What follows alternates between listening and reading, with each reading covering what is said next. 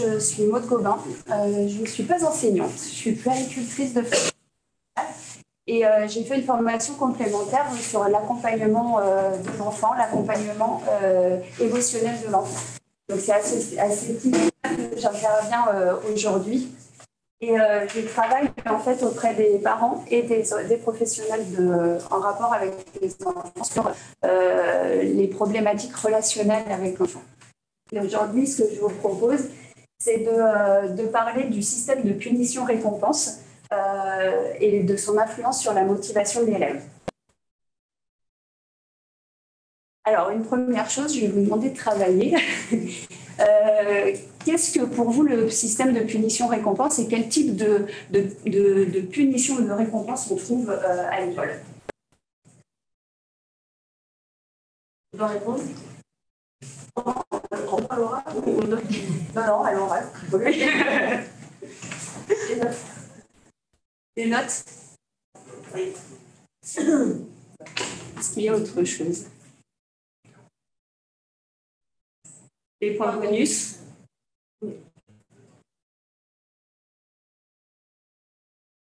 Par mise à l'écart. La punition par mise à l'écart? Frustration, privation d'un droit, par exemple.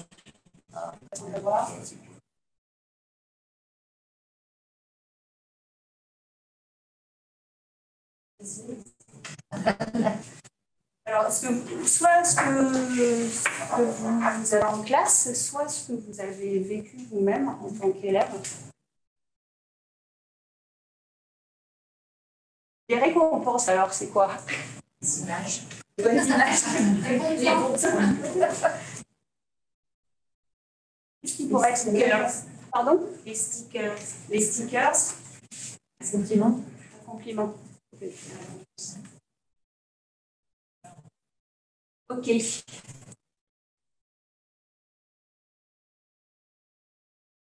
Quelle stratégie utilisez-vous pour inciter l'élève à produire quelque chose ou à rentrer à produire un travail?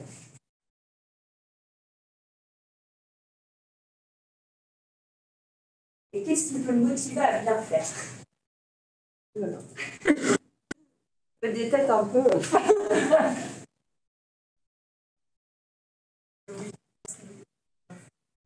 On peut valoriser ce qu'il a fait.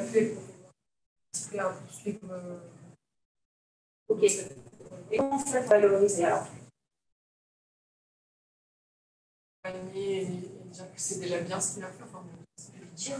Ah, lui dire. Alors lui dire comment, c'est ça qui m'intéresse. On l'encourage. On l'encourage. Alors ok. Alors je viens de faire un travail, encouragez-moi. Vous me dites quoi? Vocabulaire, c'est bien.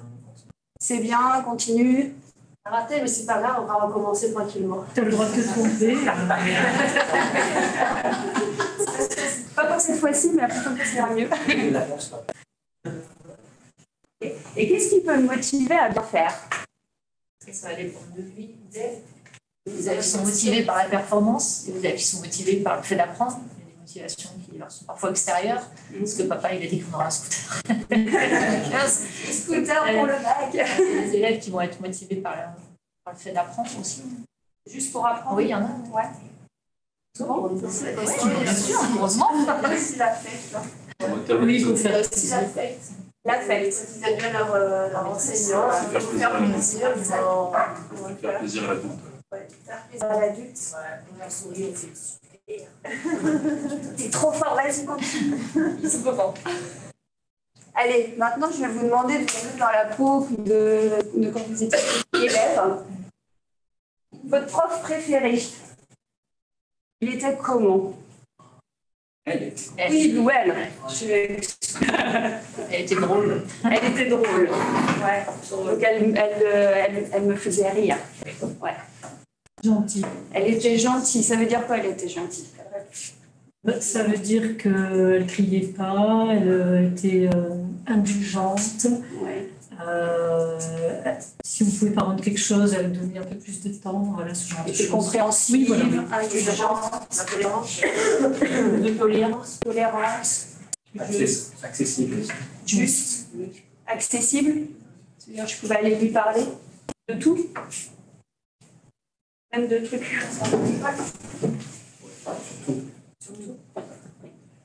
Et le pire, je regarde sur le masculin, mais c'est pas. J'aurais dû mettre la pire. La pire prof que j'ai eue, il ou elle était comment? Autoritaire. Autoritaire. Humiliant, ouais. Humiliant. Ouais. Autoritaire, c'est quoi?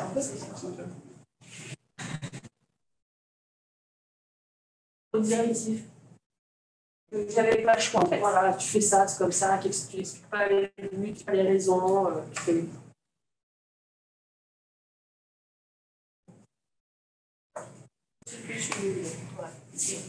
J'ai pas entendu humiliant. Humiliant. Ouais. À rabaisser en fait, à mettre le doigt sur ce qu'il ne fait pas correctement. Alors, est-ce qu'elle mettait le doigt sur ce que je faisais pas correctement ou est-ce qu'elle était humiliante, c'est-à-dire qu'elle me rabaissait moi en tant qu'individu? Rabaisser en tant qu'individu.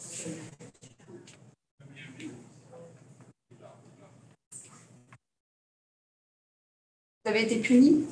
Oui. Ça fait quoi quand on est puni? Quand on est enfant? C'est pas très agréable. Ça fait honte. En fait, punition, ça vient pour quelle punition? C'est plus châtiment corporel. Châtiment corporel? Ça règle sur les doigts. Faut que ça fait mal. Ça fait mal physiquement. Ça fait mal là. D'ailleurs, C'est au-delà de. Après, ça fait quand je c'est pas plus physiquement que moralement quand on te tape sur le détail. est-ce que ça, alors, ça fait plus, mais est-ce que ça fait aussi mal? Est-ce que ça fait mal ailleurs? Quand le prof il nous tape sur les doigts, ou qu'il nous humilie, ou qu'il nous fait une réflexion pas très agréable. Ça fait mal là. Ça fait mal là. Ça fait mal là. Quand on est puni, on a envie de faire quoi? Qu'est-ce qu'on se dit? Se révolter. Ouais, on a envie de se... Alors, on peut avoir envie de se révolter. Ou plus venir à l'école. C'est une forme de révolte. Ça dépend comment on reçoit la punition. Ouais. C'est-à-dire si on se dit qu'elle est juste parce que voilà, je suis punie, je dois m'excuser auprès de mon camarade parce que j'ai été pas gentille avec lui ou elle. Je peux être amenée à comprendre que voilà, la punition, c'est la réparation, par exemple, vis-à-vis de l'autre. Alors, la punition, elle est... Voilà, elle est comprise. Si la punition est juste, je peux comprendre. Ouais. C'est quand je ne comprends pas et quand c'est injuste, c'est révoltant. Oui. Est-ce qu'une punition... Alors, du coup, on va peut-être parler de la définition de la punition. Une punition, c'est quoi? Est-ce qu'une punition juste, c'est quoi? Par exemple, je dois réparer parce que j'ai fait quelque chose qui n'est pas bien et je vais laisser l'autre, alors je vais réparer l'autre, je vais m'excuser auprès de mon camarade, par exemple, ça peut être ça. Et est-ce que c'est une punition dans ce cas-là? C'est considéré comme, comme une punition, puisque ça fait partie du volet réparation, la punition. Je suis punie, je dois réparer. C'est pareil, j'ai écrit fuck les je ne sais pas quoi sur la table. J'avais réparé. Voilà. Donc je vais, la punition, ce sera de nettoyer. Et c'est pas forcément toujours pris comme quelque chose. Quand c'est en lien avec l'acte et pas avec la personne, ça permet d'empêcher l'injustice. Enfin, je sais pas, peut-être je suis naïve, mais... Quand c'est en lien avec l'acte et que c'est juste, proportionné par rapport à l'acte posé, ça doit pas être en lien avec la personne, je veux dire, c'est pas la personne. Avec la personne. Et quelles sont les caractéristiques d'une punition ou d'une réparation? Du coup, là, on ne va peut-être pas faire la différence tout de suite, mais entre une punition et une réparation qui pourrait être bien vécue, du coup, par l'élève. Ce que tu as dit là, tu dis si c'est en lien, si c'est quelque chose qui est en lien avec l'acte que j'ai posé, si ça me permet de réparer. Que ce soit compris, accepté. Il faut que ce soit compris, accepté. Il faut que ça vienne de l'élève. Ça devrait venir de l'élève aussi. On pourrait lui proposer qu'est-ce que tu fais pour faire les sécurités, qu'est-ce que tu fais maintenant pour l'excuser, pour réparer. Parce que là, ça serait bien vécu. C'est une négation de la maison.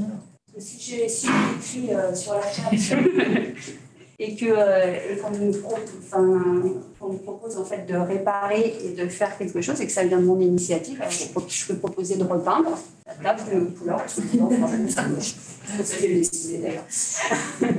Ou alors de nettoyer et de révoquer. Donc la punition, en fait, elle va entraîner effectivement soit la rébellion, soit La soumission. la soumission. Et la soumission, ça fait quoi en fait? Vous êtes toujours enfant. Hein. Vous êtes resté dedans. On m'impose un truc et vous n'avez pas votre mot à dire. Hein. Et c'est comme ça et pas autrement. Qu'est-ce que ça vient chercher chez vous là? L'ego. L'ego, ça fait quoi? Ah bon, pour l'ego. Perte de confiance en soi. Ça touche à l'estime de soi. Donc effectivement, quand on rentre dans un système de punition-récompense, et vous remarquerez que je prends les deux, hein, punition et récompense, eh bien, on va avoir la réaction face à quelque chose qui nous est imposé.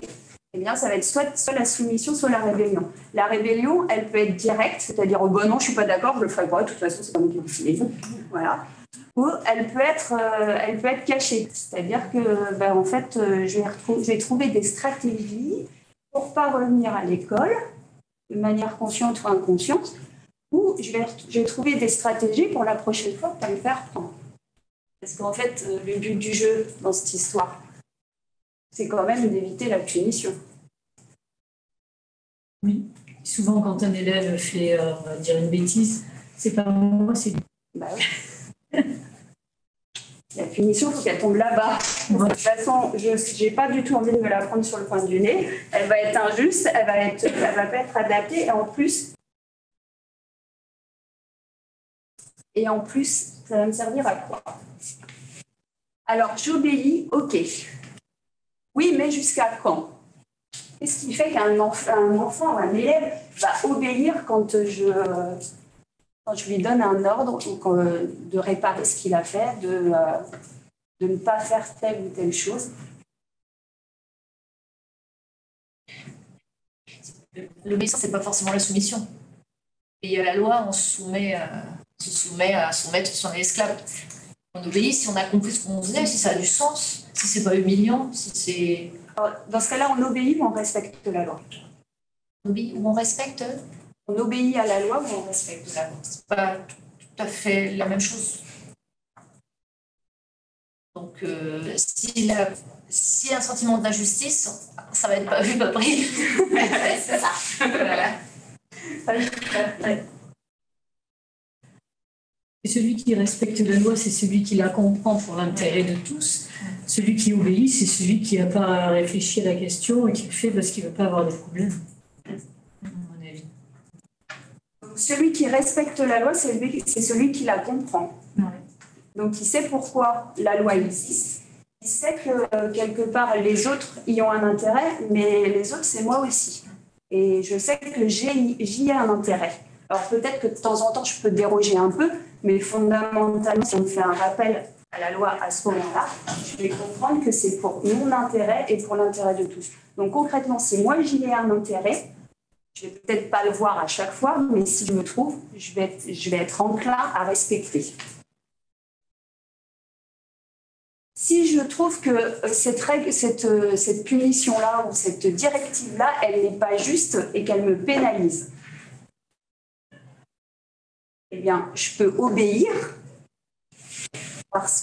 Qu'est-ce qui va me pousser à obéir? La peur. La peur des conséquences.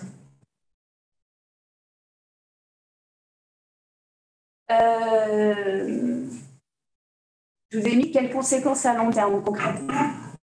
Si j'apprends depuis tout petit, à la maternelle, à l'école primaire, à obéir. Je ne dis pas à respecter les règles, je dis à obéir. Qu'est-ce que ça impacte pour la suite? La frustration. La frustration. Qu'est-ce que j'apprends en fait? la soumission.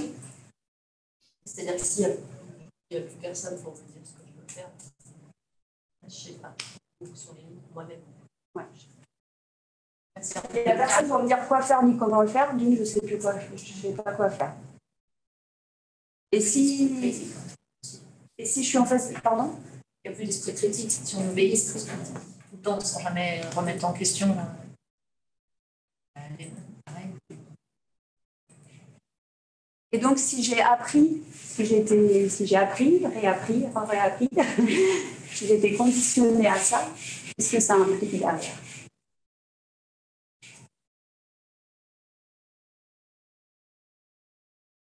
Si c'est dans mon module, ça a été la base de mes méthodes d'apprentissage. J'apprends à obéir, à obéir à la figure d'autorité que représente l'enseignant. Donc ça veut dire que je vais apprendre à obéir à la figure d'autorité, sans esprit critique.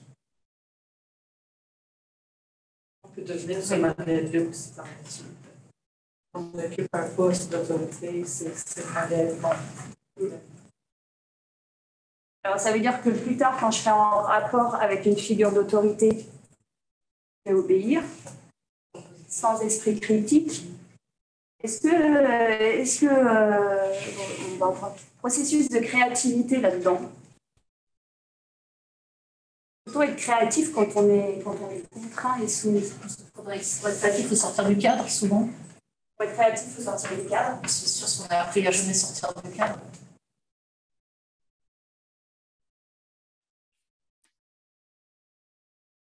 Et est-ce que j'ai envie d'apprendre quelque chose que cette figure d'autorité va me proposer?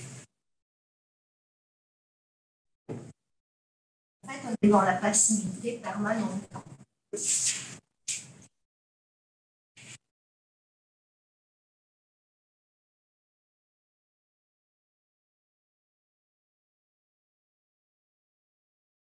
Soit on se soumet, soit on se rebelle. Donc ça, je vous l'ai dit. Rébellion directe, ça veut dire en classe, je vais mettre des choses, je vais parler, je vais faire du bruit, etc. Caché, le but étant de ne pas se faire prendre. Ça vous parle, ça? Des comportements comme ça en classe? Oui. Tous les jours, c'est sûr. Ok.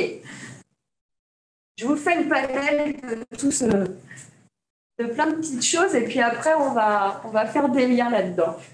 Souvenez-vous une récompense que vous avez eue. C'était quoi?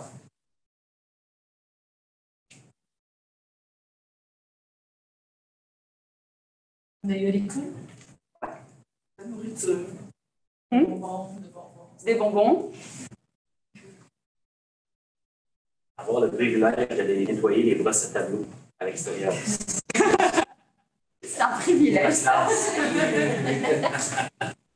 J'ai le droit de sortir de la classe. Et le prof, il fait ouf, ça y est, il est parti. Avoir le droit de dessiner.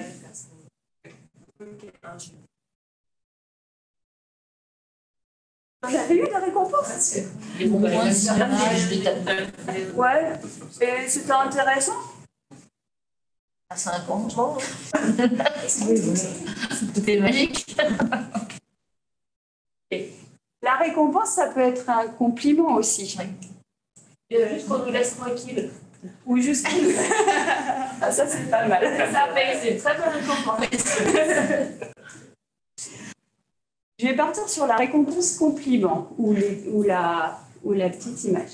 La petite image, elle est intéressante à 5 ans. À 10. Aussi? À 16. Je vais dire Pokémon. À 16 ans. Elle est intéressante. Non.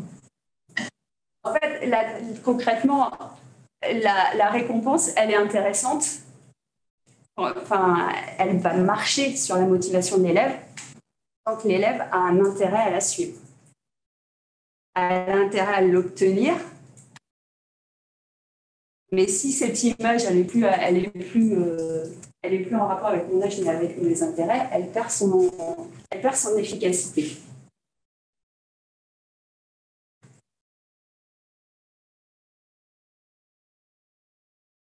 Imaginez que vous avez fait un repas vite fait chez vous et vous avez des invités qui arrivent et donc ils arrivent et font « Oh là là, mais c'est vraiment super bon ce que tu viens de faire, mais alors, tu veux t'ouvrir un resto, franchement, c'est génial. Moi, j'ai jamais mangé un truc aussi bon.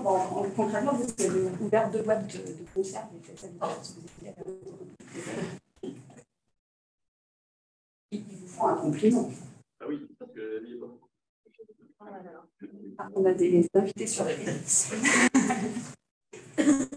Ils vous font un compliment. Vous le prenez comment? Ça vous fait quoi? Gêné. Gêné, ok. Je leur donne la marque des boîtes de conserve. Avec humour, je dirais. Une manière d'être gentil. Les gens peuvent être gentils, gratuitement. C'est facile, c'est sympathique. Ouais, ils sont sympas. Ils sont bien élevés. Ok, ils sont bien élevés. Avec humour, je leur donne un avis. Ça me fait bien rire. Donc concrètement, vous le prenez ce compliment, ce qu'on vous dit, vous le gardez pour vous? Ou en fait, vous le... Je ne prends pas. Hein. Donc, un compliment. Quand vous faites un compliment à un élève, quand vous lui dites « Ouais, c'est super ton travail, c'est génial, oh, tu as trop bien travaillé, là, et tu as une bonne note et tout, c'est génial. » Eh bien, qu'est-ce qui vous dit qu'il le reçoit, ce compliment? Parce que peut-être qu'en fait, il n'a pas bossé et qu'il a vachement de facilité et qu'il a eu cette bonne note. Et donc, il dit « Ouais, bon, c'est bon. » J'ai encore balancé de la poudre aux yeux à la prof, c'est cool, ça passe quoi. Moi, je le fais quand même. Je fais le compliment parce que ça lui appartient, ça a sa propre réaction face à ce qu'il entend. Si lui, il pense ça, s'il estime qu'en fait, il m'a trompé quelque part, ça lui appartient. Donc, ça va peut-être le faire réfléchir à long terme, peut-être pas sur le moment. Après, il va se dire, en fait, je mens à quelqu'un que je reçois un compliment, c'est pas mérité. Et moi, je le fais quand même, le compliment. Je le pense, je suis sincère. Et du coup, tu le fais comment? Je le fais, je fais ce que je suis mon intuition, je le fais d'ici, je l'écris sur la copie, bravo, c'était vraiment bien. Après, ça lui appartient, il a triché, mais ça lui appartient. Mais là, c'est des compliments, enfin, c'est des retours sur un travail. C'est pas un compliment qu'on fait à l'élève, c'est quelque chose sur son travail. C'est un acte évaluatif. Je dis c'est bien, c'est que c'est une forme d'évaluation. Un compliment, ça peut être un élève, je sais pas, une petite, elle a changé de coiffure, elle rentre dans la classe et on lui dit, oh, bah, c'est joli. En le pensant sincèrement aussi. Donc, il y a peut-être 2 niveaux de. Il y a les retours positifs qu'on peut faire sur ce que l'enfant produit, sur ce que l'élève produit. Il y a les retours positifs qu'on peut faire sur ce qu'il est. Oui. Okay. Il y a le fait, quand on fait un retour positif, qu'il puisse être accepté ou pas. Et ça, effectivement, ça appartient à l'élève.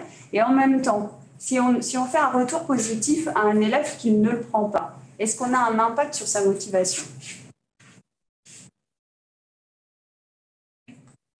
Je vous pose pas une question. Ça dépend de l'âge de l'élève aussi. Enfin, on sait bien que les petits s'émerveiller sur un rond et 2 traits. Et malgré tout, ils vont le prendre pour. Enfin, on n'a pas le même recul en fonction de l'âge qu'on a, de qui on est. Mais quand nous-mêmes on était au collège, alors, il y a des fois on savait très bien qu'on n'avait pas travaillé. On n'est pas dupe quand même.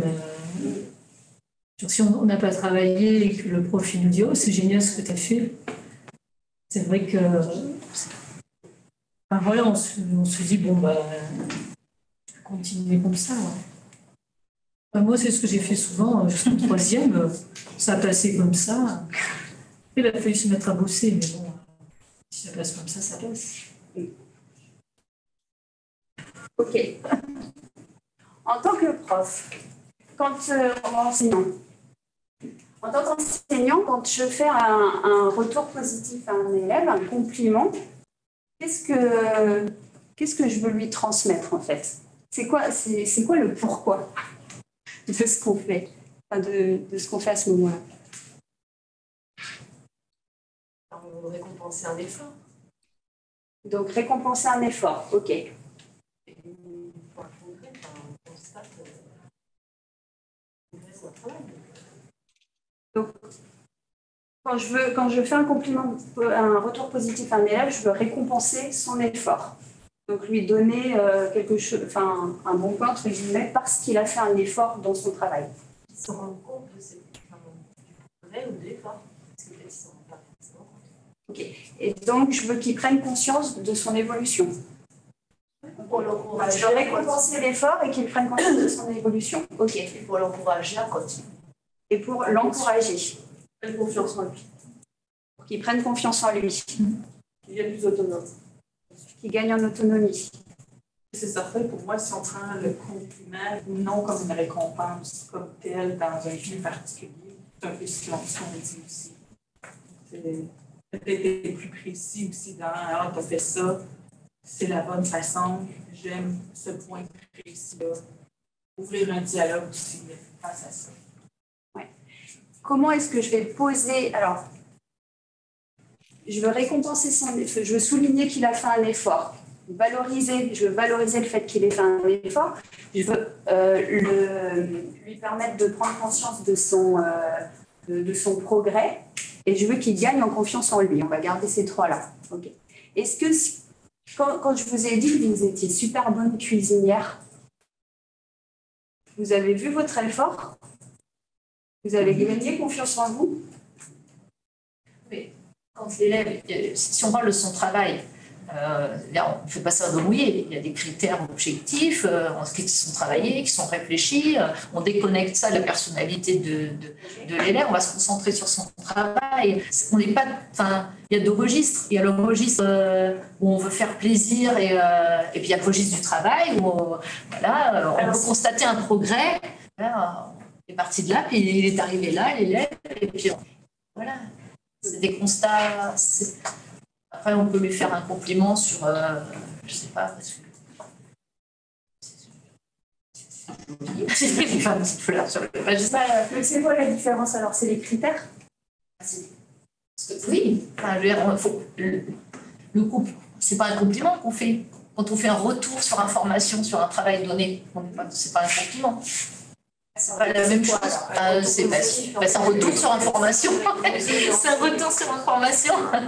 Voilà. Je pense que le compliment, c'est autre chose. Je rejoins juste la collègue en disant que c'est plus un feedback positif que l'on fait sur ce qu'ils ont produit. C'est pas peut-être vu comme réellement une récompense, mais plutôt un feedback positif en finissant certainement par c'est bien. Mais il y a eu un feedback avant pour dire, ah ben voilà ce que tu as produit, tu as fait ça comme ça, tu as fait ça comme ça c'était bien, ça c'était bien. Et voilà, tu peux aller plus loin comme ça en faisant ça. Donc ça veut dire que je prends la peine de donner des critères d'évaluation à l'élève? Oui, c'est du métier. Travail. Ok.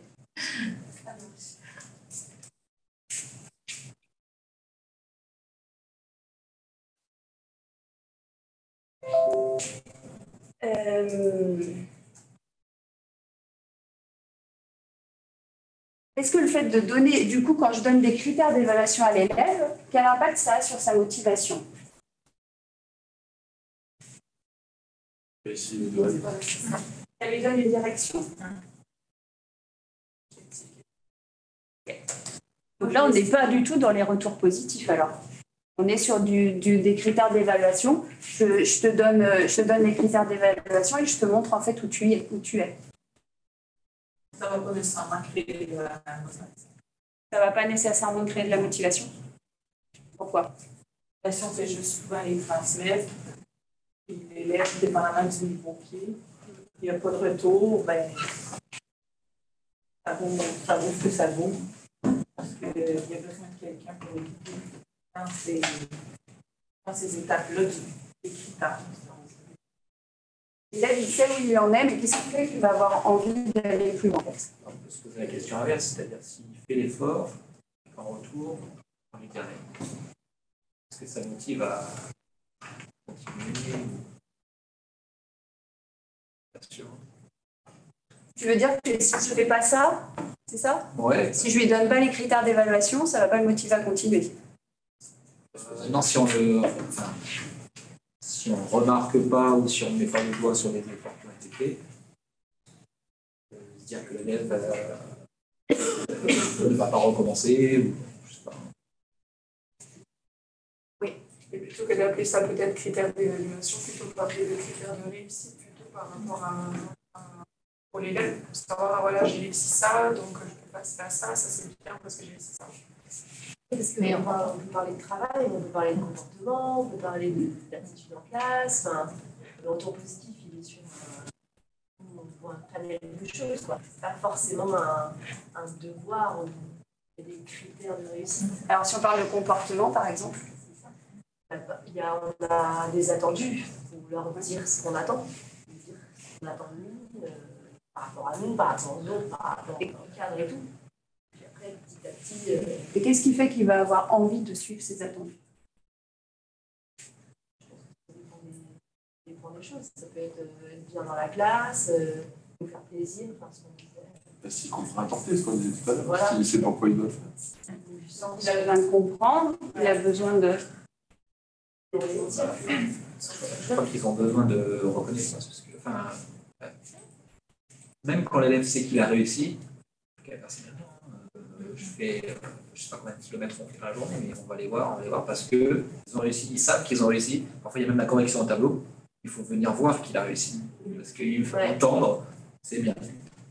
Je crois, Quand je suis élève, j'ai besoin de savoir quels sont mes critères de réussite pour pouvoir voir où je suis.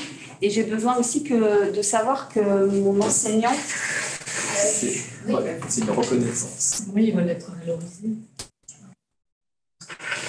Ils veulent être valorisés. Les élèves, pour eux-mêmes et vis-à-vis des autres aussi, quand ils ont un compliment, quand ils sont encouragés, ça les met dans une situation valorisante. Qu'est-ce que valorisant? Le regard des autres. D'être parmi un groupe et d'être mis un peu en lumière, on va dire. Par le groupe? Par le professeur et alors par le groupe, je ne sais pas. Pas forcément, il y a certainement des jalousies aussi. Dans l'idéal, c'est sûr que ce serait mieux qu'il soit content pour lui-même. Que ce soit, ça vienne, voilà. Ça, c'est des motivations extérieures. Ou des extrinsèques. Extrinsèques, c'est pas la meilleure des motivations. C'est pas la plus durable. Oui, c'est dangereux parce qu'ils ont envie d'être, surtout à l'adolescence, d'être reconnus par leur père. C'est-à-dire, qui va m'aimer si je dis ça ou si je fais ça dans le groupe. Donc c'est sûr que c'est dangereux aussi parce que ça disparaît ou quand ça se retourne contre soi. Si je fais les choses pour être meilleure que les autres, si je fais les autres pour être regardée par les autres, sans avoir d'esprit critique par rapport à ça. C'est pas une motivation qui permet d'apprendre réellement. Ouais.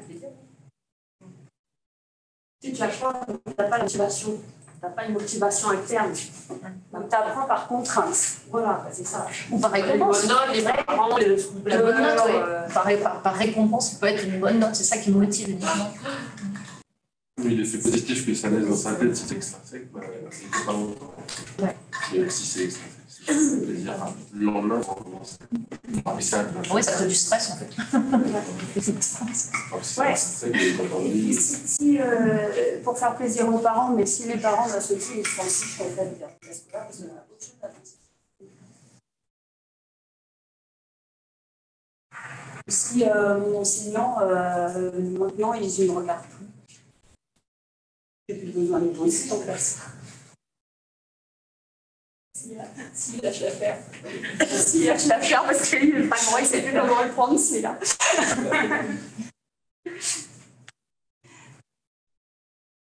Alors que la motivation intrinsèque, ce serait une force qui viendrait de l'intérieur de l'élève. Baguette magique. Alors, ce que je vous propose là, c'est de regarder ça sous l'éclairage de l'attachement. D'accord ?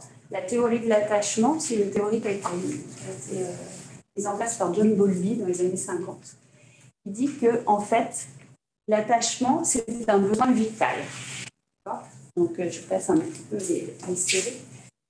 Alors là, je parle de manière plus générale. Pour l'enfant, l'enfant a besoin de s'attacher à sa figure d'attachement. Et c'est un besoin qui est même plus important que le besoin de se nourrir. C'est-à-dire que l'attachement, c'est être en lien. Okay ? C'est pas être noué et pas pouvoir se défaire. L'attachement, c'est être en lien avec quelqu'un. Un enfant, il y a eu des expériences c'est pas des expériences, des constatations qui ont été faites dans des orphelinats, où les enfants, on s'occupait d'eux, on leur donnait à manger, on les changeait, etc. quand ils étaient petits. Sauf qu'on faisait ça de manière très automatique. Et en fait, les enfants se laissaient mourir. Ils avaient des traits, des traits autistiques avec même des syndromes d'automutilation, etc. Et donc, à partir de ces observations-là, on a pu constater qu'en fait, ce qui primait sur l'alimentation, c'était le lien, le besoin d'attachement. C'est-à-dire, le besoin d'attachement, c'est quoi ? C'est d'être en lien avec quelqu'un. C'est-à-dire qu'il y a quelqu'un qui me regarde, il y a quelqu'un qui sait que j'existe, il y a quelqu'un avec qui je peux communiquer.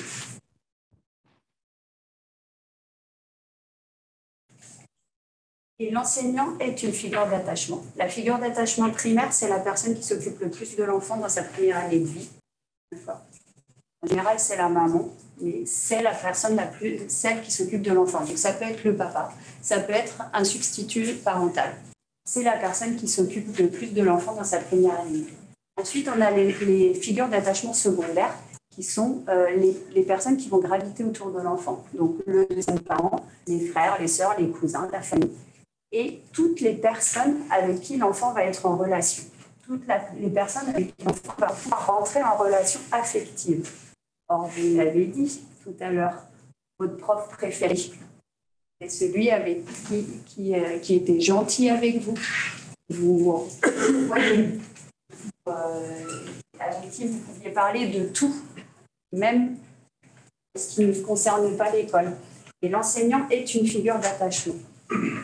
Quels sont les besoins de l'enfant, de l'élève ? Enfin, je parle de l'enfant c'est un petit peu du milieu scolaire, mais ce sont des enfants, des élèves. De quoi a besoin l'enfant ? Une proximité sociale. Il a besoin d'être bien en société, dans un groupe. Se sentir appartenir à un groupe. Il a besoin de quoi ? D'estime de lui-même, de reconnaissance. De reconnaissance, d'estime de lui. De sécurité. C'est la pyramide de Maslow, en fait. Ouais. Regarde l'église. Alors, voilà, la pyramide de Maslow. Maslow, lui, a hiérarchisé les besoins. Donc, les premiers besoins, ce sont les besoins physiologiques. Manger, alors, la pyramide de Maslow, elle est là. Manger, boire, s'habiller, respirer. Effectivement, si vous avez un enfant qui vient en classe le matin, qui n'a pas pris de petit-déj, qui n'a pas assez dormi, il n'enregistrera rien.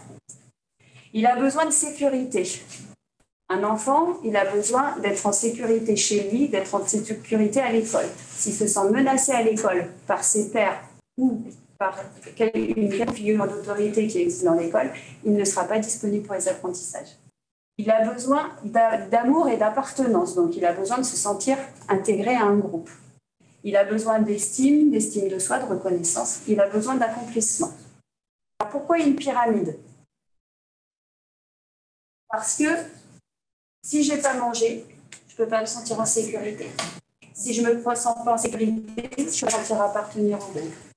Si je ne me sens pas appartenir au groupe, ça va être compliqué d'avoir de la reconnaissance et de se sentir respecté par les autres.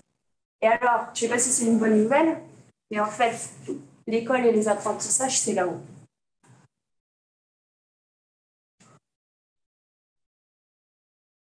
C'est-à-dire que concrètement, pour avoir un élève qui est disponible pour les apprentissages, pour satisfaire ses besoins de base, son besoin de sécurité, son besoin d'appartenance, son besoin d'estime, pour pouvoir rentrer dans les apprentissages.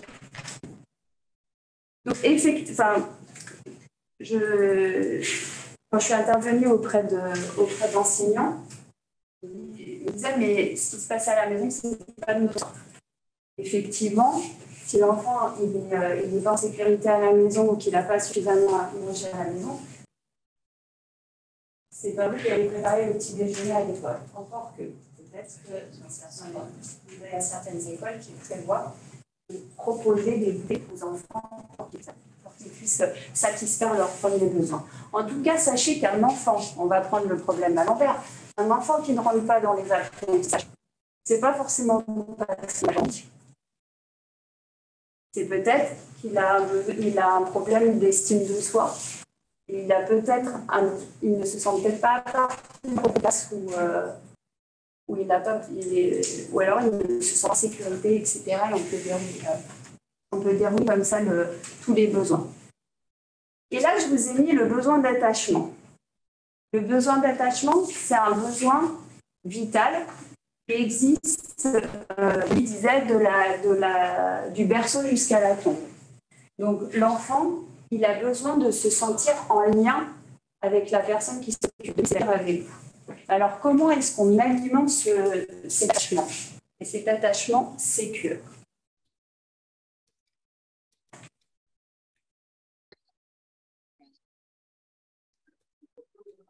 Écoutez ce qui se passe pour les élèves. Ça vous paraît logique? Ça vous paraît dangereux? Ça vous paraît quoi?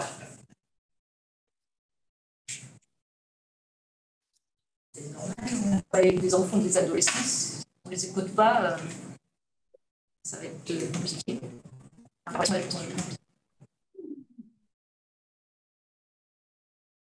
Et c'est facile à faire? Ça s'apprend en tout cas. Alors, qu'est-ce qui est difficile là-dedans? Il ne faut pas que ça soit lié à la personnalité des enseignants. Il faut que ça devienne un geste professionnel, en fait. C'est quelque chose que personne pour voir si ça marche bien dans les autres salles. Quelqu'un qui a son micro. Je pense que c'est quelque chose qu'on doit apprendre. Ouais. Parce qu'il y a des gens qui le font spontanément, peut-être, parce qu'ils ont appris dans le cadre familial, puis d'autres pas du tout. Donc, je pense que ça doit être quelque chose qui est un geste professionnel. Ça doit être un geste qui doit devenir professionnel. Ok. Je pense que ça dépend si on est en primaire, en secondaire, on n'a pas tous les mêmes temps passés avec nos élèves et quand on les voit 50 minutes, c'est pas la même chose que quand on les voit une journée. En fait. Oui. Toute l'année, c'est toujours l'année, ouais. Tout dépend aussi de la discipline. S'ils les voient 1 heure par semaine ou 5 heures, voire plus, avoir le même lien d'attachement. Donc c'est le temps qui change la vie. Je pense que c'est la personnalité de chacun aussi. Il y en a qui vont être à l'écoute, d'autres pas. Et après, il y a l'écoute de chacun. Parce que ce que les élèves peuvent nous raconter, ça peut aussi nous toucher, ça peut aussi avoir des compréhensions. Ce serait dangereux alors? Non, pas dangereux, mais des fois on peut se sentir peut-être les manier. Pas forcément. Moi, j'ai elle me racontait un peu comment ça se passait par rapport à ses parents qui se sont séparés et comment son père pouvait agir, qui l'a dérangé. Je ne peux pas donner mon avis, je ne peux pas émettre un jugement par rapport à la situation. Je dois juste écouter. C'est la liste comme ça. Je suis désolée pour toi, mais il va falloir que tu sois forte. C'est compliqué de. On peut écouter, mais c'est compliqué de venir en aide à. Est-ce que l'aide a envie d'être aidée aussi? Pourquoi il t'en parle? Il y a toutes ces questions-là. C'est ça qui est difficile à gérer en fait. Qu'est-ce qui fait que l'élève vient de parler? Et la confiance en toi. Ouais. Qu'est-ce qui fait qu'il a confiance en toi? Tu l'as regardé, tu es à l'écoute et tu accueilles ses émotions.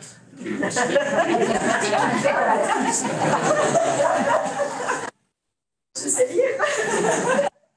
C'est bien.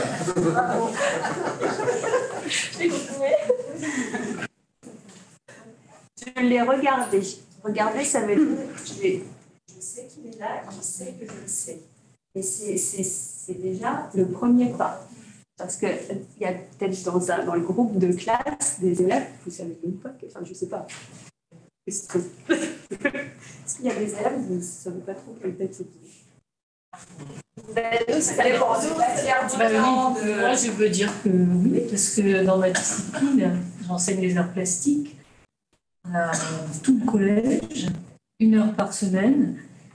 Et il y a des élèves tout de suite, je les ai identifiés. D'autres, à la fin de l'année, même le nom, je n'aurais toujours pas mémorisé. C'est impossible, impossible. Écoutez l'élève. Je l'écoute, c'est-à-dire je fais quoi en fait? Je suis assistée à la conférence. Et quand on dit j'ai pas de solution pour toi, en fait, il faut l'amener à qu'il trouve des réponses à son problème par lui-même. Mais ça le surprend aussi, moi je ne suis pas non plus une très bonne pour ça. Puis c'est d'apprendre le temps de l'entendre et de sentir qu'il sent que je m'intéresse à ce qu'il est en train de dire. Ça veut dire prendre le temps, le regarder, prendre le temps, écouter. Écouter, on écoute avec les oreilles, on écoute avec le cœur. Pourquoi un sujet tabou? Je vous partage une expérience perso. Moi, je viens du milieu médical, paramédical. Nous, on a la blouse blanche. La blouse blanche, elle est très pratique parce que ça permet de poser une distance entre l'enfant qu'on soigne et le professionnel qu'on est. Et puéricultrice, je travaille avec des enfants. Et pendant toute notre formation initiale, le discours c'était « Ah oui, on s'occupe des enfants, mais attention, on ne s'attache pas. On n'est pas là pour prendre la place des parents. Vous n'êtes pas la mère de cet enfant. Donc on ne s'attache pas. » Ok, on ne s'attache pas. Ça veut dire quoi? C'est-à-dire que j'ai un petit bout de chou de 3 semaines, 6 mois, qui est à l'hôpital parce qu'il est malade. Il va rester là 3 jours ou 2 mois, je ne sais rien. Qui va voir ses parents, pas 24 heures sur 24, parce qu'à l'époque, ça ne se faisait pas. Il y a encore des services où ce n'est pas possible. Et quand les parents ne sont pas là, surtout, on ne s'attache pas. Ok, je ne m'attache pas. Donc ça veut dire que lui, il est tout seul dans son berceau, là, avec ses perfs, ses machins, il a mal ou pas, enfin en tout cas, il n'est pas confortable. Et il n'a personne pour venir le regarder, il n'y a personne pour le prendre dans les bras, il n'y a personne pour le câliner. Il n'y a personne pour lui dire qu'il est beau, que c'est super de faire un câlin avec lui. Non, il est tout seul. C'est ça la distance professionnelle. La distance professionnelle, c'est cette idée que, en fait, on travaille avec la tête et pas avec le cœur. C'est cette idée qu'on va avoir des protocoles, des trucs à dire à l'élève pour qu'il soit motivé. C'est l'idée que pour qu'il puisse avancer, il faut que je fasse ça, ça et ça, toujours ici, là. Sauf qu'en fait, l'élève, c'est un enfant. Et l'enfant, il a besoin, comme tout être humain, parce qu'on est des êtres sociaux, on a besoin aussi de communication de cœur, de communication affective, en fait. Et la communication affective, ce n'est pas des procédures. La communication affective, c'est être à l'écoute. C'est dans une écoute bienveillante, dans une écoute active et bienveillante. Ça veut dire je t'écoute, je prends du temps pour toi et rien que pour toi. Et ça ne va pas forcément durer 2 heures. Ça peut durer que 3 minutes. Mais juste dans cette position-là, cette position d'accueil de ce qui se passe pour l'enfant. D'accueil de ses émotions. Alors, il est en difficulté parce que ses parents sont en train de divorcer ou qu'il y a des problèmes à la maison. D'accord ? Il n'a pas besoin de tes solutions. Il n'a pas besoin de la façon dont toi, tu comprends le problème. Parce que c'est ta compréhension du problème et de toute façon, il ne t'a pas tout dit.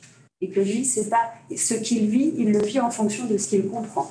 Donc, il a juste besoin d'être écouté dans ce qu'il a à poser à ce moment-là. Et il a besoin de quelqu'un qui lui dit « Ah oui, je comprends. Ouh, ça doit être difficile. Okay. Ah oui, mais dis donc, peut-être que tu es triste en fait.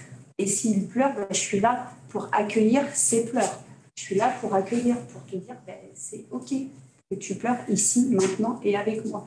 Et c'est pas parce que je suis ton prof que ce n'est pas possible. » Et c'est là où il va avoir confiance. C'est là où il va pouvoir venir vous voir après pour vous dire ce qui se passe pour lui et pour chercher peut-être après, dans un deuxième temps, à réfléchir avec vous sur les solutions possibles pour progresser dans sa matière, pour progresser en maths. Mais tant qu'il n'y a pas ça, il ne sera pas disponible. Tant qu'il ne sera pas écouté au niveau émotionnel, il ne sera pas disponible pour réfléchir.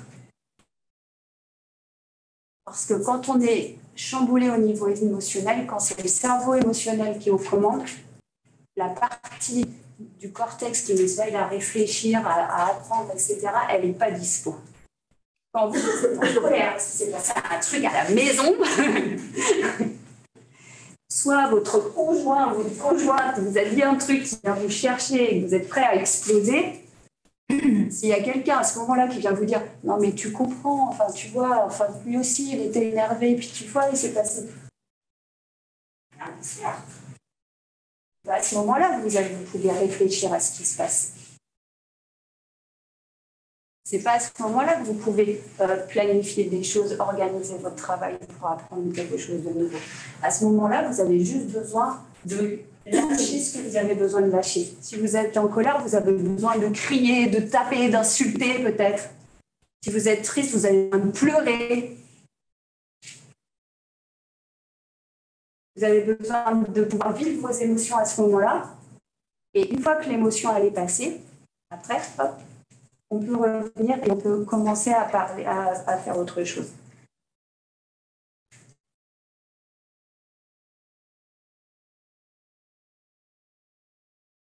Ça vous parle?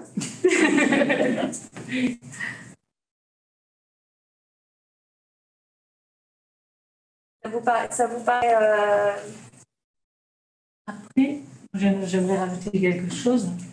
Quand l'enfant se confie au professeur et qu'il expose une situation réellement difficile, une fois, enfin, il y en a un là, un autre là, enfin, moi, je sais que, comme je suis extrêmement sensible, ça peut m'empêcher de dormir.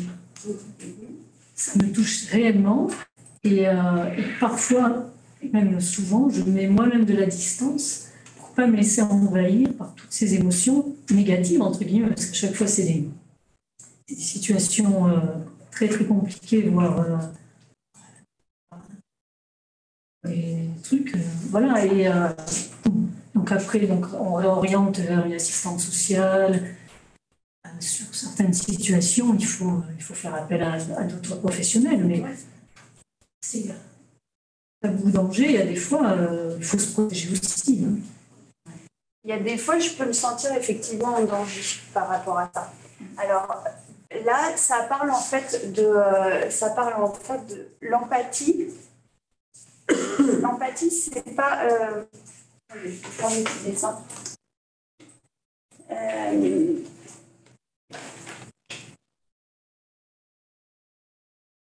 L'empathie et la sympathie, c'est pas la même chose.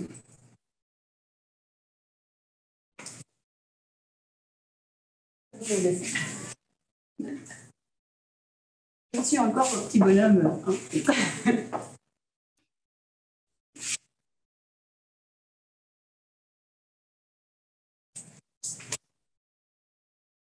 Mon élève, il va pas bien. Il est au fond de son puits. Ok ? Je vais écouter ses émotions, je vais me rendre disponible pour lui et je vais ressentir ce qu'il ressent et je vais aller pleurer avec lui. Je vais aller me mettre en colère avec lui. Allez, tu viens, on y va, on va lui casser la tête à celui-là. Ça, c'est de la sympathie.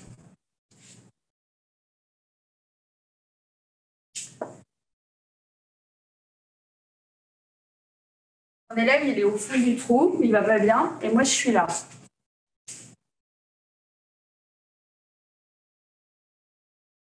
entendu ses émotions, j'ai accueilli ses émotions, j'ai peut-être ressenti quelque chose qui était du même ordre chez moi, sauf que j'ai bien conscience que ça lui appartient et que ça ne m'appartient pas à moi. Et là, je suis disponible pour pouvoir l'aider à trouver quelque chose. Oui, certainement, mais je veux dire, la violence de la situation, je veux dire, ça peut être difficile. Pour moi, c'est pas de la sainte bâtisse que je ressens vis-à-vis de l'élève quand il m'explique une situation. Je veux dire, il y a même des situations qu'on apprend qui s'est passé dans des familles. Donc, on l'apprend de façon privée, on va dire. Le principal ou la principale adjointe me dit, voilà, dans telle famille, il s'est passé ça. Après, je vois l'élève, il n'en parle pas. C'est costaud, quoi. Ça touche. Et pour moi, c'est quelque chose d'extrêmement violent quand je sais que cet élève-là, alors ça explique son comportement, mais c'est une petite situation qui me touche vraiment. Oui. Et oui. Je peux partager, mais ça vient me rejoindre beaucoup ce que vous dites. On se donne beaucoup comme enseignant. Une question que je me pose à ce moment-là, c'est qu'on veut se protéger parfois, parce que oui, on a vu certains de nos élèves avec nous parce qu'on se dit, mon Dieu, j'aimerais autant pas savoir ça. Exactement. Moi, ce que je me suis rendu compte au fil du temps, c'était pas votre expérience, ou moi, dans mon expérience, c'est que certains élèves ne s'engageaient pas avec moi dans leur apprentissage et je sortais à la punition parce que je ne connaissais pas l'histoire derrière le comportement.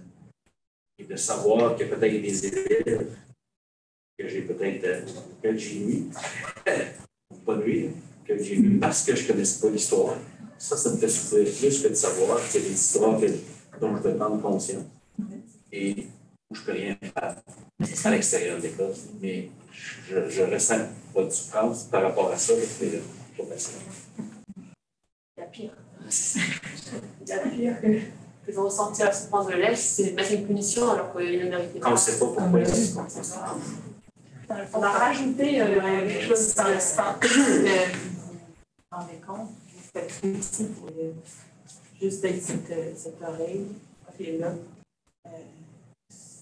Oui, oui. Est-ce que c'est comment d'être touché par ce qui se passe pour un élève, en fait? D'être touché? D'être touché par ce qui se passe par un élève. Est-ce que c'est quelque chose... Je vous pose la question à tous parce que je ne veux pas que ça devienne... c'est comment pour vous d'être touché par l'histoire d'un élève? C'est comment de vous rendre compte qu'il y a des élèves qui ont des problématiques familiales qui se mettent super loin, il leur a peut-être arrivé des choses graves et que, ok, ça explique le comportement. C'est comment cette angoisse? C'est comment pour moi, quand je reçois ça émotionnellement. Ça va bien. Ouais. Ça fait de la peine, en fait. Oui. Et on ne peut rien faire. On ne peut rien faire. On se sent démunis, en fait. Dans certains cas. Le fait, on est submergé parfois par l'émotion parce qu'on entend des choses qui sont très dures, les enfants disent, et après, de toute façon, il faut l'accepter, on va être submergé par nos émotions, on ne peut pas les renier, on n'est pas des machines, mais le fait déjà d'écouter, d'être là, de l'avoir entendu, déjà, je pense qu'on dit qu'on ne peut rien faire, mais rien d'être là et de l'avoir entendu, peut-être que de l'avoir écouté, peut-être que c'est déjà quelque chose d'énorme. Il y a vraiment deux trucs importants. C'est quelque chose d'énorme. C'est-à-dire que l'enfant, s'il vous a choisi pour venir vous en parler, qu'il vous fait confiance pour venir vous en parler et que c'est à vous qu'il en a parlé, juste le fait d'avoir été regardé, d'avoir été écouté, d'avoir pu dire ses émotions, eh bien, d'avoir ressenti ça, déjà, ça, c'est énorme pour lui. Maintenant, la deuxième question. Là, ça, en fait, il y a deux choses. Ça répond à son besoin. Maintenant, nous sommes deux êtres humains. J'ai répondu à son besoin à lui. Mon besoin à moi. C'est-à-dire que moi, j'ai été touchée. Moi, j'ai touché mes émotions. Et qu'est-ce que je fais avec mes émotions? Qu'est-ce que je fais avec mes émotions? Est-ce que mes émotions à moi, elles sont confortables? Est-ce que c'est OK pour moi de me sentir triste? Et c'est pas OK, ça veut pas dire que c'est cool, d'accord? Mais c'est OK d'y aller, d'accord? C'est OK de pleurer quand je suis triste. Est-ce que c'est OK de me mettre en colère quand je suis en colère? De dire que je suis en colère quand je suis en colère? Est-ce que c'est OK pour moi de faire la fête et de rigoler quand je suis contente? Contente? Est-ce que c'est OK pour moi tout ça? Ou est-ce que c'est quelque chose qui est difficile pour moi? C'est toujours difficile d'accueillir une émotion qui est négative. On est saisi par exemple une émotion négative. Mais ça peut être, je sais pas, ça va être de la peine, par exemple. On la peine. Mais ce qu'il faut, c'est qu'on ne s'installe pas dans un sentiment de tristesse. C'est pas à nous que ça arrive. On peut recevoir l'émotion de la peine sur le moment parce que là, on prend ça, mais il ne faut pas qu'on s'installe dans ce sentiment sur la durée de tristesse, parce que c'est pas à nous que ça arrive. Je veux dire, il faut qu'on redevienne des adultes. Non, pas maîtriser, mais des adultes référents qui, on va pas faire. Parce qu'à ce moment-là, on n'est plus disponible pour personne. Surtout pour les autres. Surtout pour les autres. Ouais, c'est trop les on parle de un, et ils ne sont jamais un. Donc, et puis c'est tout à l'heure, tu me demandais qu'est-ce que ça fait. Je vois tout ce que vous me dites là. Ah, mais c'est épuisant parce que la situation, elle ne va pas durer 24 heures. L'élève, en fait, il revient. Bah non, lui, ça fait 10 ans, 15 ans, c'est pareil, en fait. Donc on recommence, et après, ça peut durer l'année. Donc il y a tout ça à gérer, en fait, aussi. Est-ce que c'est ça qui nous empêche d'être en lien quand on est adulte avec un enfant en difficulté? Moi, je ne suis pas touchée par la tristesse, je suis touchée par l'injustice, parce que je n'aime pas l'injustice non plus. Donc, c'est de chacun, la collègue, c'est la tristesse, moi, c'est plutôt l'injustice, donc il y a des choses qui nous touchent au moins. L'injustice, tu fais quoi? La justice, des choses injustes qui se passent. Je parle d'émotions, ça veut dire quoi? Ça m'énerve, ça donne la colère. La colère, oui, c'est la colère, exactement. En fait, pour info, les émotions, elles sont toutes utiles, elles ont toutes leur utilité. Il y en a 6 à 8 en fonction des auteurs, des émotions de base. Elles sont universelles, elles sont physiologiques, tout le monde ressent et elles sont utiles. On a appris à les maîtriser, on a appris à les canaliser, on a appris à les verrouiller, mais concrètement, elles sont utiles. Et chaque émotion a une fonction, chaque émotion a une fonction dans l'organisme et chaque émotion est utile pour nous. C'est-à-dire qu'il y a l'émotion de tristesse, de colère, de joie, de honte, amour et surprise pour certains auteurs. J'ai oublié quoi? La peur. La peur, merci. La peur, elle nous sert à quoi? À survivre. La peur, elle nous sert à avertir d'un danger. Si on n'a pas peur, on va direct dans le mur. Donc c'est utile d'avoir peur. La tristesse, elle nous sert à quoi? On va parler des émotions négatives, puisqu'il y en a des négatives et des positives. Il n'y en a pas des négatives et des positives. Il y en a certaines qui sont socialement acceptées, pas les autres. La tristesse, elle sert à évacuer. La tristesse, elle va servir dans le processus de deuil en psychologie pour pouvoir se réinvestir par la suite. C'est-à-dire que si c'est une fois que j'aurais vraiment pleuré la perte, que j'aurais vraiment accepté la perte, que je pourrais me réinvestir dans la vie. C'est à ça qu'elle sert, la tristesse. La colère, elle sert à quoi?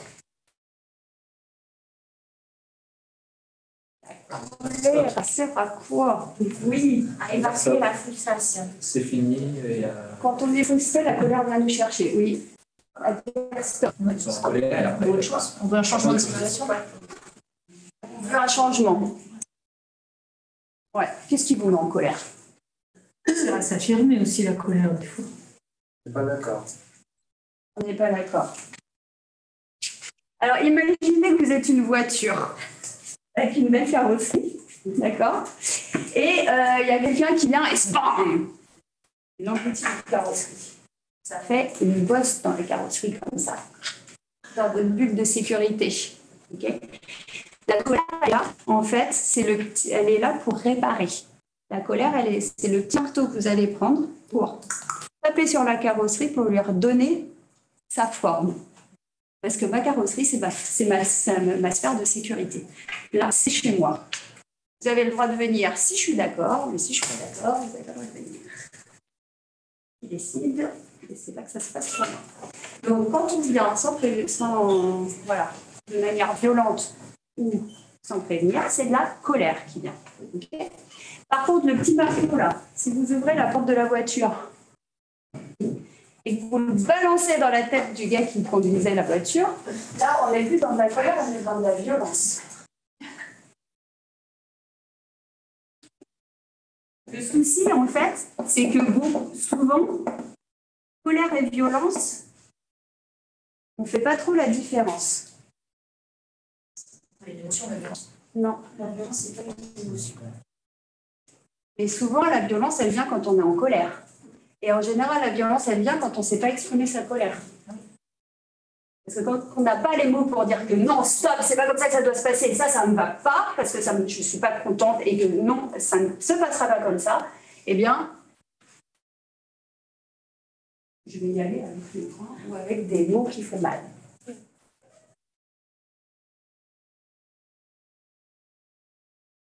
Là, je vois aussi comme émotion. T'as raison. Alors la joie, ça sert à quoi? Non, mais en plus, je t'en bouge pas parce que...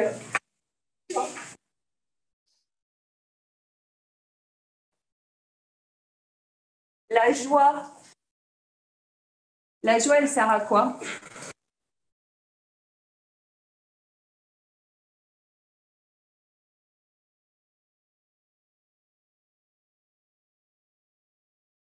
La joie, elle sert à quoi? On est tous tristes ici. Quand on est comblé, et qu'est-ce qui vous rend joyeux? La réussite. La réussite, c'est un facteur déclenchant de la joie. Sois heureux avec les réussites. Et elle sert à quoi la joie? Elle sert à quoi? Être heureux. Ouais. Qu'est-ce qui me rend heureux? La joie, ok. On fait quoi quand on est content? J'ai réussi mon interro de maths. on partage souvent. Je sais pas, j'ai réussi mon interro de maths. J'ai 18 sur 20. J'ai une notion de partage dans la joie. La joie, elle met en lien.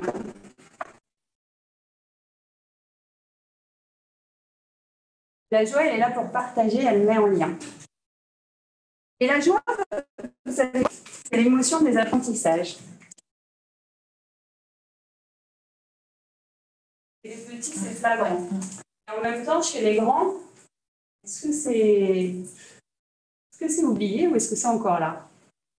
On montre moins, avec moins de montre. Oui, on montre moins. Bah oui, on a rigolé quand on a 500. C'est baissant, donc il y a aussi un rapport, voilà, il y a un rapport à l'autre, de ce qu'on montre à l'autre qui est analysé, filtré, conditionné. Donc, quand même, on rigole pas comme ça, comme on ne pleure pas comme ça, comme on se fait pas en colère. On a bien verrouillé le couvercle de la cocotte minute sur les émotions. Hein. Socialement, c'est bien d'avoir des émotions, mais pas trop quand même. Hein. Donc la joie, c'est l'émotion des apprentissages. Donc un enfant qui se est... L'enfant, il a besoin de se sentir en lien avec l'enseignant. Pour pouvoir se sentir en lien, il faut qu'il puisse savoir qu'on le voit, qu'on le regarde, avoir un contact visuel, qu'il puisse avoir un espace de parole et se sentir écouté. Et qu'il puisse être entendu dans ce qu'il ressent et dans ses émotions. Okay. Pour pouvoir arriver en haut de la pyramide, il a besoin que tous ses besoins sous-jacents soient comblés. Ou au moins, qu'on les ait pris en compte. Qu'on les ait écoutés, qu'on les ait entendus. Je sais que c'est difficile pour toi parce qu'il se passe des choses à la maison. Maintenant, ici, on est à l'école et moi, je te propose autre chose. Et il a besoin d'être dans la joie. pour pouvoir s'investir dans les apprentissages. Et là, un élève qui est en lien, qui est écouté dans ses besoins et qui a accès à la joie, vous l'emmenez où vous voulez.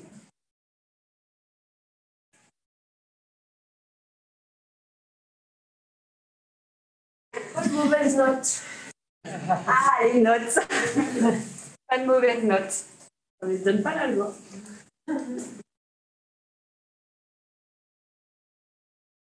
Le système actuel, la façon dont est construite l'école aujourd'hui, avec les systèmes de notation et d'évaluation, c'est un gros frein en fait au lien et c'est un gros frein aux besoins de l'enfant, c'est un gros frein à la joie. C'est-à-dire que la façon dont on va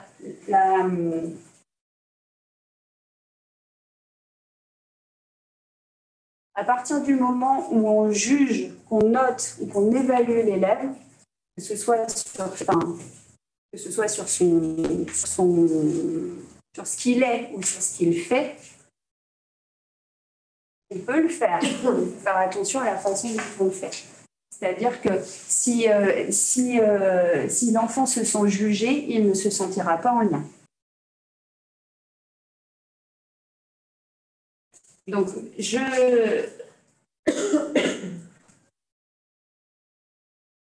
on parlait de ça. Termine là-dessus. Le complément descriptif, c'est une technique. C'est une technique en fait pour pouvoir apporter du positif à l'autre sans être dans le jugement, d'accord ? Parce que le jugement, c'est quoi ? C'est quoi un jugement ? La robe est belle. Je juge. On a des critères qui sont propres. On n'a pas les mêmes. Les chaussures, elles sont archi moches. Voilà. Ouais. Ça, c'est mes critères. Ouais, c'est ça. C'est le jugement, il m'appartient à moi. Okay ? Le jugement, il appartient à celui qui l'est. Cet élève est nul. Ok, il est nul en fonction de quoi ? Il est nul en fonction des critères. Cet élève est insupportable. C'est en fonction de quoi ? C'est parce que tes critères ne sont pas objectifs, mais si c'est un critère qui est déjà objectivé avant de faire le jugement. Alors, c'est quoi ? Ok. Donc, s'il y a une acceptation du jugement, un jugement n'est pas forcément irrecevable. Un jugement est forcément Non, irrecevable ? il n'est pas forcément irrecevable. Alors, quel jugement est recevable ? On peut prendre dans le domaine du sport, par exemple. Ouais. On va juger une performance avec un chrono, c'est objectif. On peut juger par une note sur une prestation, c'est objectif aussi, il y a des critères de réussite. En fait, il faut que tout soit objectivé. Tout à fait. Si, par exemple, la beauté de la robe, elle était... Bon, voilà. Tout à fait. Il faut que les critères soient donc, pour ça, Oui, il y a deux choses différentes. C'est-à-dire que les critères observables. J'ai des critères qui sont observables. D'accord. La robe, elle est longue, elle est verte, elle est bleue, elle est blanche. D'accord. Ça, c'est observable. Ça, tout le monde est d'accord. Ok. Maintenant, je vais pouvoir dire ce que je ressens par rapport à ça. En fait, le bleu et vert, ce sont des couleurs que j'aime bien. Ou au contraire, ce sont des couleurs que je déteste. D'accord. Donc, je n'aime pas ou donc j'aime. Okay. Ça, c'est déjà la base du complément descriptif pour l'enfant. D'accord. C'est-à-dire que quand il vous présente un super dessin. Voilà, mon dessin. Objectivement, qu'est-ce que vous voyez ? L'expression. Enfin, Gérard, ça fait 40 ans. C'est très abstrait. Donc, ce que je vois, ce sont des traits, des formes avec une couleur, avec peut-être un équilibre dans la feuille ou pas. Ça, c'est observable. D'accord ? Maintenant, ce que je vais partager à l'enfant. Alors, bien sûr, un retour positif. Si on veut susciter l'intérêt de l'élève, on va aller sur le positif, bien sûr, celui-là. Mais il faut que ce soit positif en fonction de ce que je ressens. D'accord ? C'est-à-dire que ton dessin, il répond à certains critères objectifs, donc ça, c'est OK. Et maintenant, je vais parler du lien. Et bien, moi, ce que j'aime bien dans ce que tu as fait, c'est ça. Moi, ce que j'aime bien dans ce que tu as fait, c'est la petite étoile sur le côté, parce que ça me fait penser à ça. Il y a les critères objectifs, qui sont les critères d'évaluation, etc., qui permettent à l'enfant de construire son propre système d'évaluation interne. C'est-à-dire que lui, une fois qu'il aura appris ces critères, il sait que s'il court le 100 mètres en moins de 3 minutes, eh ben, c'est bon, d'accord? Hein? T'es pas une sportive, hein, sur les 100 minutes. C'est pas les critères. Ça dépend de l'âge de l'enfant. Si je cours le 100 mètres en tel temps, je sais que je suis dans les bons critères, où je connais ma marge de progression. Ça, c'est objectif.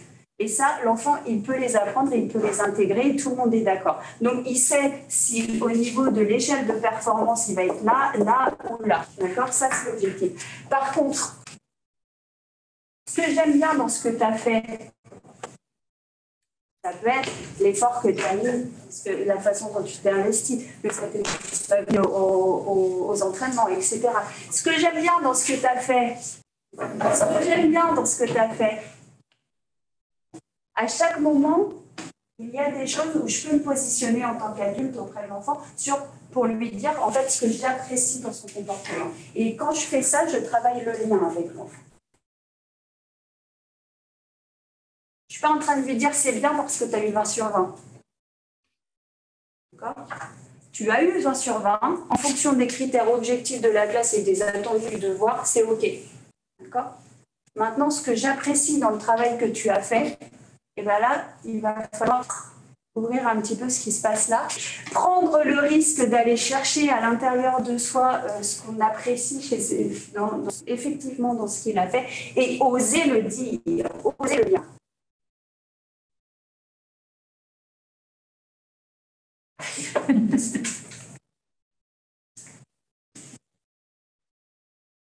Je vais m'arrêter là parce qu'il est l'heure.